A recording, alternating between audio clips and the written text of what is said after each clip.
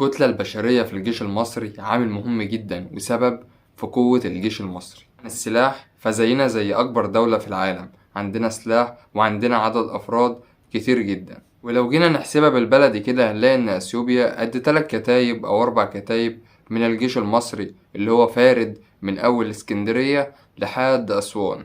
كل دول قوات مسلحة، غير الاحتياطي وغير الأمن المركزي وغير حاجات تانية كتير. لو جينا نتكلم عن الفرق اللي ما بين جيش مصر وجيش أثيوبيا هنلاقي إن في فرق كبير جدا. لو جينا نقول إن القوات النظامية موجود عندنا 450 ألف مقاتل، لو جينا نقول أثيوبيا هنقول عندهم 240 ألف مقاتل.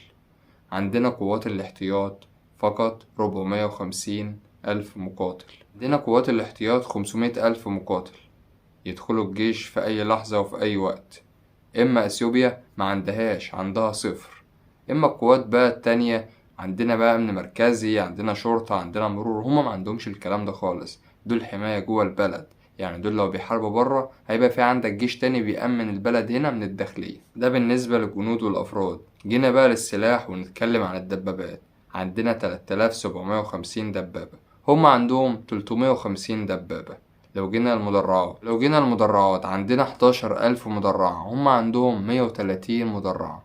مضادات الصواريخ عندنا 1200، هما عندهم 130.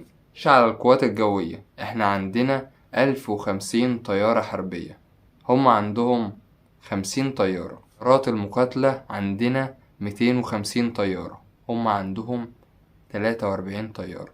المقاتلات المتخصصة احنا عندنا 88، أثيوبيا عندها 0. المروحيات عندنا 304، هما عندهم 33. هليكوبتر هجومية احنا عندنا 91، هما عندهم 8. يعني في السلاح الجوي مفيش مقارنة ما بيننا وما بينهم نهائي. القوات البحرية اللي عندنا أكبر سلاح قوات بحرية في العالم، عندنا 250 قطعة بحرية، 2 حاملة طائرات.